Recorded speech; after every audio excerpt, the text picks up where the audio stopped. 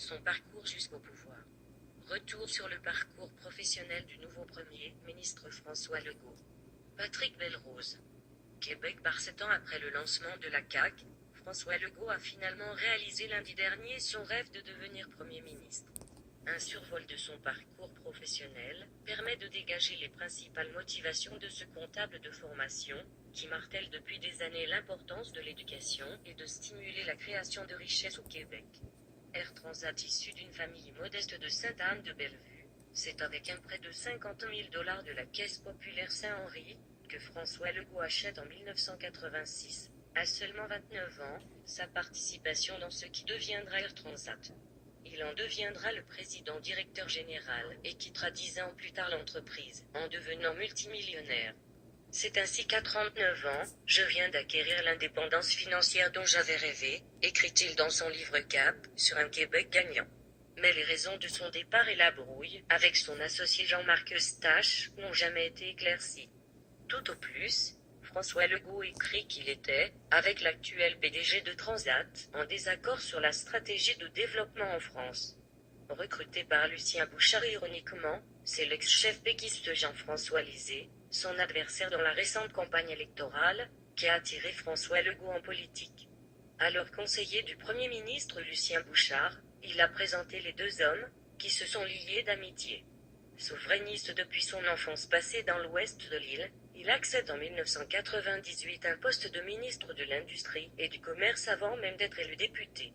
François Legault affirme que, déjà à l'époque, son saut en politique était motivé par la volonté de rendre les services publics plus efficaces et de stimuler l'investissement privé. Il sera finalement élu dans Rousseau 2 mois plus tard. Budget de l'an 1 en 2005, alors dans l'opposition sous Bernard Landry, François Legault dépose le document Finances d'un Québec souverain, qui établit que l'indépendance dégagerait un surplus de 5 milliards $ annuellement après 5 ans, en éliminant les chevauchements de paliers provincial et fédéral. Mais depuis, la situation économique du Québec a bien changé et la province reçoit plus de transferts fédéraux et de péréquations que ce qu'elle paie, a souligné François Legault en 2014. Ces ministères après un court passage à l'industrie et au commerce, Lucien Bouchard confie à son jeune ministre l'important portefeuille de l'éducation. Son passage à ce ministère, comme à la santé par la suite, sera marqué par une gestion axée sur la performance. À l'éducation, il fait signer aux universités des contrats de performance, qui impliquent une révision des modes de gestion et de la formation en contrepartie d'un réinvestissement. À la santé, il a instauré un bulletin des hôpitaux pour rendre compte publiquement de la satisfaction des usagers. Le but avoué est de fouetter les gestionnaires du réseau. Il démissionne après avoir été parmi les plus pressés des indépendantistes. François Legault fait un constat brutal, qui l'amène à démissionner à titre de député péquiste de Rousseau en juin 2009. Lors d'un point de presse à l'Assemblée nationale, il explique être inquiet parce que je sens que le Québec s'est engagé dans un déclin tranquille, et cela, malheureusement, trop souvent dans la résignation et l'indifférence. François Legault constate que l'impasse de la question nationale bloque l'horizon politique du Québec. Tout projet politique ambitieux, quel qu'il soit, peu importe les partis, est difficile à réaliser actuellement, constate-t-il. Désistement de la chefferie du PQ la même année, 2005. Il songe à succéder à Bernard Landry dans la course à la chefferie du Parti québécois, qui mènera finalement à l'élection d'André Boisclair. Il y renonce pour être plus près de ses deux garçons, adolescents à l'époque. La pression qu'on met sur la famille s'accumule. J'ai déjà trop étiré l'élastique, avait-il expliqué.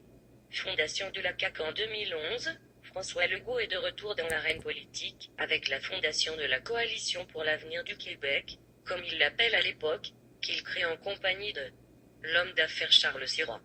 D'abord un mouvement créé sous le statut d'Oble, la CAQ publie un texte fondateur, qui explique encore aujourd'hui les principales motivations du nouveau Premier ministre. Les signataires disent vouloir redonner au Québec l'élan qu'il a perdu. L'éducation doit être la priorité absolue, écrivent-ils également. En devenant un parti, la CAQ propose de mettre de côté la question nationale pendant 10 ans, le temps de relancer l'économie. Jamais 203 François Legault aura mis 7 ans pour devenir Premier ministre. Pour y parvenir, son nouveau parti a d'abord avalé l'ANC en 2012. Le nouveau parti est une véritable coalition, avec des conservateurs comme Gérard Deltel et d'ex-souverainistes comme Benoît Charette. Après 2 élections où la CAQ progresse sans pouvoir quitter le statut de deuxième opposition, le parti opte pour un virage nationaliste à l'automne 2015. C'est à ce moment que François Legault tourne le dos pour de bon à la souveraineté, promettant plutôt d'obtenir des gains face à Ottawa tout en restant dans le Canada. C'est comme si le pape devenait musulman sans s'expliquer, avait alors déclaré, choqué, l'ex-premier ministre Bernard Landry. Monsieur le Premier ministre, au fil des ans, François Legault s'est remis en question. Au printemps 2015, il confiait avoir songé à partir après s'être demandé: est-ce que quelqu'un va être meilleur que moi pour vendre cet excellent programme de la CAQ? Mais le vent a tourné et la CAQ a connu une remontée soutenue dans les sondages à compter de mai 2017. Après avoir fait valoir que les libéraux étaient au pouvoir depuis 15 ans, son équipe a tablé sur l'idée du changement. SVP, donnez-moi ma chance. Nous avons essayé les libéraux pour les 15 dernières années et regardez le résultat, a déclaré François Legault à quelques jours de l'élection de lundi dernier, qu'il a finalement porté au pouvoir.